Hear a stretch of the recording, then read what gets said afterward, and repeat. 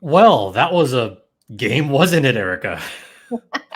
Hey, I mean, Joey Decord is now tied with the all-time Seattle Kraken great Martin Jones in shutouts. We'll take it.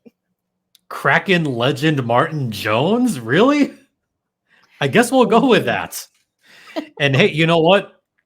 I'm just going to get this out of the way now as we go into the intro. But you know what? Let the kids play on this crossover edition, this Squadcast. Locked on Anaheim Ducks, Locked on Kraken. Let's get into it.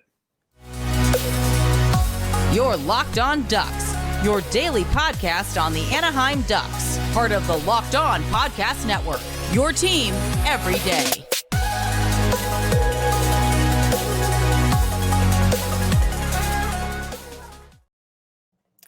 What is up, you Ducks and Kraken fans? I'm Jason JD Hernandez, host of Locked on Anaheim Ducks.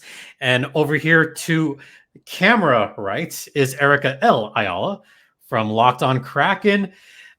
Before we get started, this episode is brought to you by FanDuel. Make every moment more. Right now, new customers get $200 in bonus bets on any winning $5 bet. That's $200 if your bet wins. Visit FanDuel.com/locked-on to get started. You can tell it's a Squadcast because I got both jerseys up.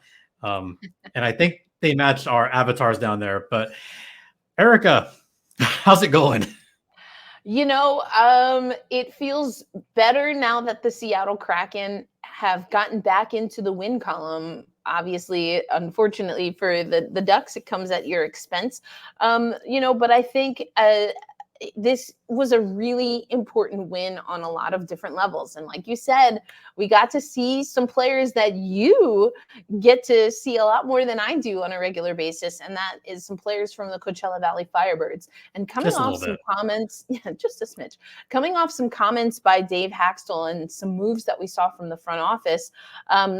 We talked about on Locked on Kraken, how is this kind of a statement? Maybe it was a statement that was kind of overdue, but we also know that the Seattle Kraken have been dealing with injury again. Point to any day on the calendar, and that's been the issue. So it's that's evergreen. Exactly. So it's a good feeling. It's a good feeling to get the win, obviously. And I hope that even going into this effectively back-to-back game against the Anaheim Ducks, that from the Seattle Kraken perspective, they don't lose perspective on things that this team has struggled with and that they want to be able to improve with the handful of games they have left this season. Look, the Ducks are tanking. I mean, the Ducks could lose every single rest of the game this season, and I wouldn't mind because it would mean a better draft position. I think this draft isn't as deep as last year's. So the Ducks do want to try to get a top 1 or top 2 pick this season. So I don't mind it. I mean, getting shut out wasn't great, but I don't mind the losses at this point of the season because they're mathematically out of it anyway. And to let the kids play, that's evergreen for the Ducks too, because guess what? The Ducks have also had their slew of injuries. They've also had to deal with bringing up random people here and there. They've also had to deal with, we're going to sign this random waiver wire or sign this person, which has just been kind of a mishmash. And as far as the kids, I've been saying for a while that the Ducks need to get their kids going too, because there's some good kids on the Ducks as well. They're just not playing enough. And I think that's going to be one of my takeaways is why is the Ducks veterans, the almost 30 and I shouldn't say it like that because I think we're both older than 25, right? For sure. Yeah. So there's one power play line that is younger than 25 and the other, which is about our age, 30s. And I hate to say it, but the vet line just not cutting it. There was about a minute and a half with the vet line during a Ducks power play.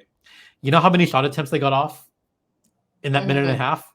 One. I could count it on one finger, and that is it. The kids' power play line, a little bit more than that. A lot more dynamic, better puck movement. And look, the Kraken they have an okay penalty kill. I guess you could say that. Is that the best way to put it? sort of, kind of.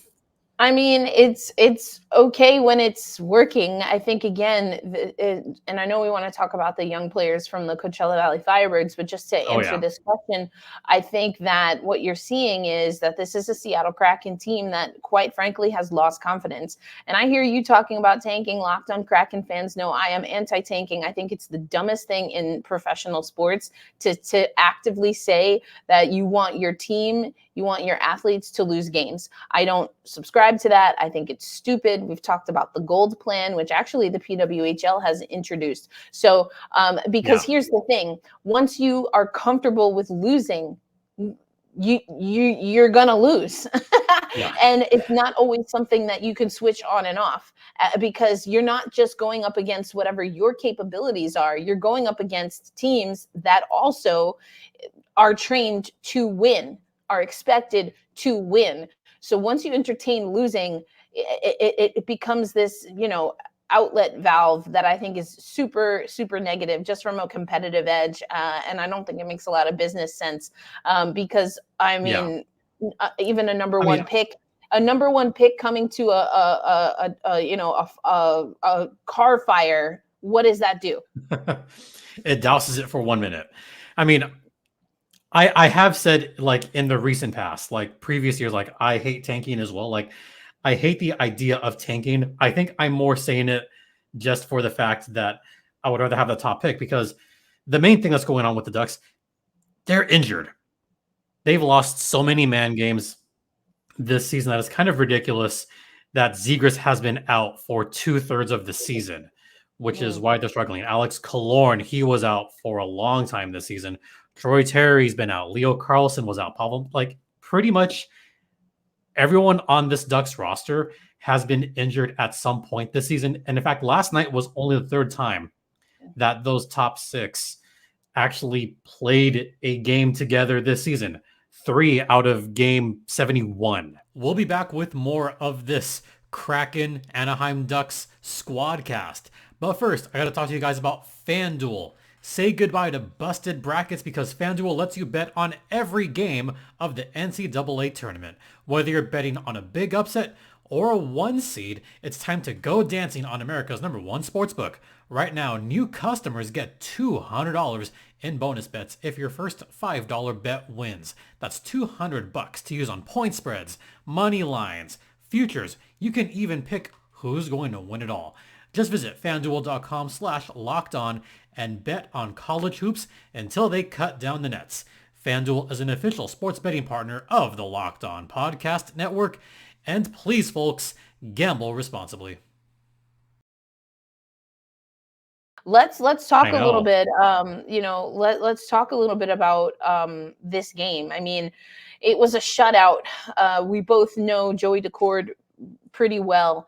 I will say that since the All-Star break, the Seattle Kraken have been struggling, and Joey Daccord, even right before that, I talked about it on Locked On Kraken, but I felt that he was overworked, overused, and it's been a little bit more of an equitable split between Philip Grubauer and Joey Daccord. Both have getting pulled in the last handful of games, in the last 10 games or so, or 10 days or so for the Seattle Kraken.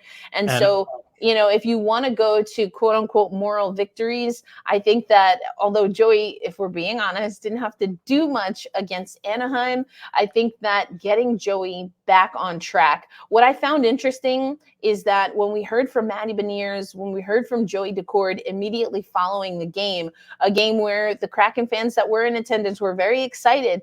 There was a roar when they hit the ice, really trying to will this team back to the win column, and did to an extent. I found it very comforting that the Seattle Kraken weren't overly caught up in the excitement of the win.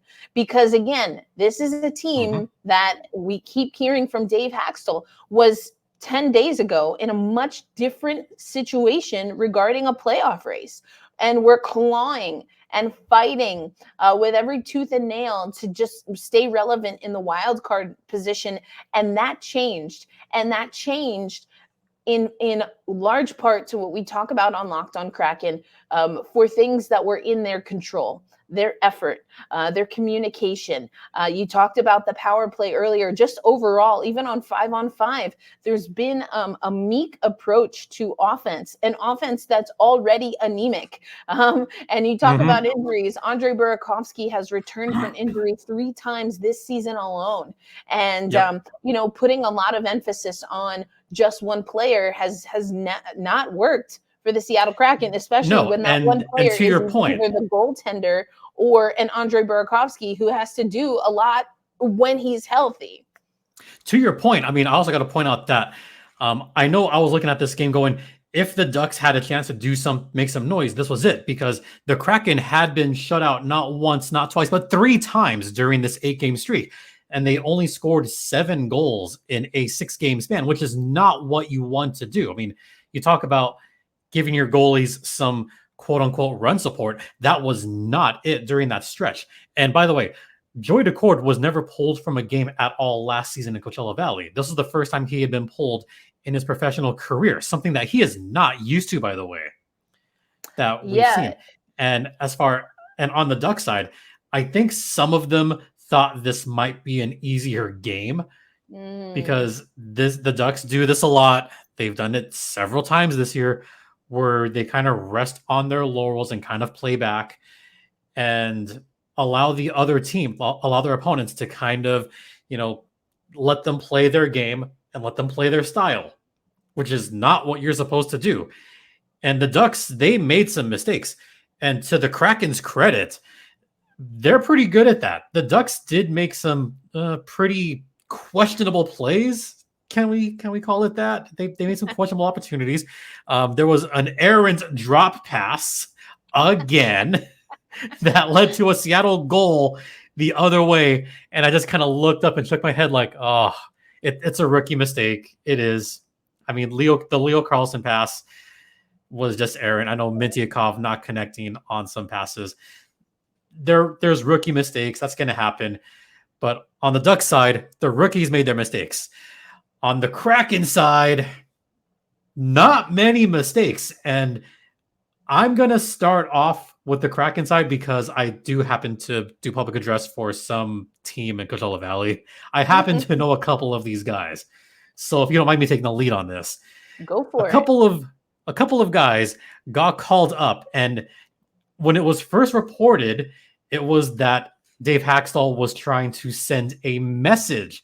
But then it was later found out that the decision was made before those comments came out. So maybe not. I mean, I do kind of want to believe it, but in the back of my mind, there's that maybe 1% tinge in that quote where I know he's not trying to send a message, apparently, but come on. There's got to be some kind of message sent when you call up 2 20-goal scorers from the Firebirds and Ryan Winterton and Logan Morrison making his NHL debut.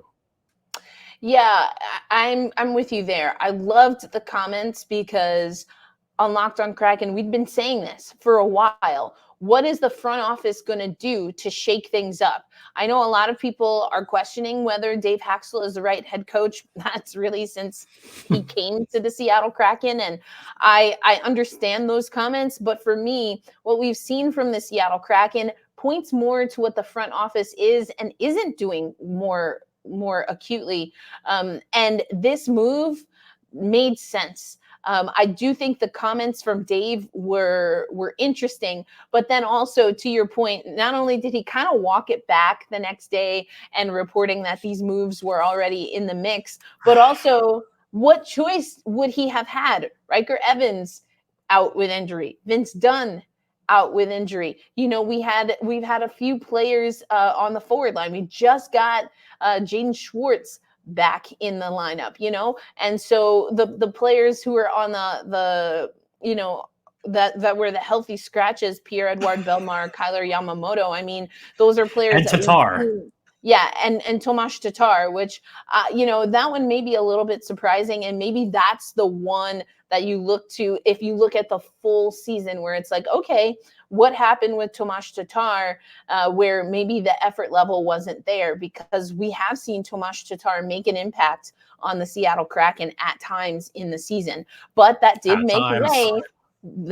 make way for Ty Cartier to be reunited with some Coachella Valley Firebirds. And let me tell you, let the kids play, let the kids fly. The energy was palpable immediately.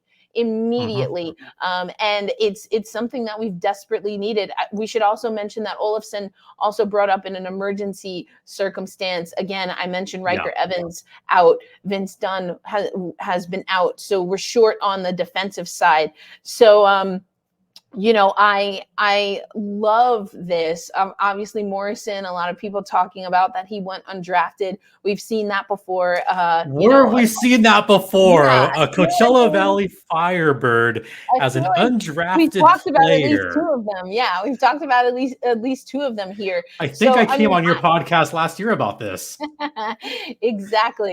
So, I mean, that's the Seattle Kraken perspective. But I know, obviously, you cover the Anaheim Ducks, but as you mentioned, are also, the PA for the Coachella Valley Firebirds. So what is it that Seattle Kraken fans should know about Logan Morrison and Ryan Winterton, and how they've been connecting offensively this season for the Coachella Valley Firebirds?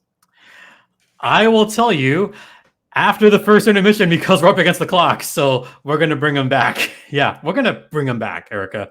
So yeah, because we got to do this. So we'll head to the first intermission right now, and I'll give my perspective on Lomo and Winty after this brief intermission. Stay locked in.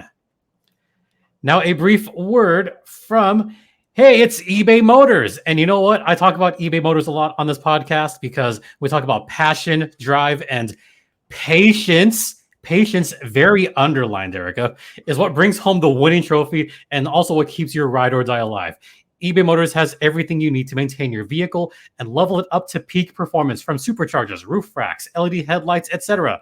Whether you're into speed, power, or style, some players have that style, eBay Motors has got you covered. With over 122 million parts for your number one ride or die, you'll always find exactly what you're looking for. And with eBay Guaranteed Fit, your part is guaranteed to fit your ride every time or your money back, because with eBay Motors, you're burning rubber, not cash. With all the parts you need at the prices you want, it's easy to turn your car into the MVP and bring home that win like Joey Decord did. Keep your ride or die alive at ebaymotors.com. Eligible items only. Exclusions apply. eBay Guarantee Fit only available to U.S. customers. Welcome back to this Squadcast. We love a good Squadcast, don't we? Oh yeah. Except this one's not live, by the way. Yeah, you're not podcast bombing me as I'm at Kraken Community Iceplex. Yeah, but I should point out that is the jersey that I got from KCI. Oh, that you were waiting on. Oh my gosh, yeah. I remember that. Yeah. So I may as well show you. It is number 35. Nice. And I will be wearing this for Kraken affiliate night at Acrisure Arena. Okay. Hopefully that jersey brings the Firebirds a little bit more luck. It has not been good to the Seattle Kraken post January 1. What I will say, though, and shout out to superfan Paul, but we are undefeated this year and have scored 4 goals each bobblehead night. And the other night was Canner. So we'll see. Jared McCann the Jared McCann bobblehead might have been just as important to the win as the aforementioned Coachella Valley Firebird forwards. I mean, obviously that's a joke. Please do not take that serious. But I also I will take it seriously. Oh my God, they're 8-1 on bobblehead nights. 8-1. I mean, here we go. So that does mean, to your point, Anaheim now is going to see a familiar foe, the Seattle Kraken. Will we see Joey Daccord again? I'm kind of leaning towards maybe giving Philip Grubauer a chance to boost his confidence. Not that it's a guarantee, but get him back in net. Get him back in net and get him feeling good.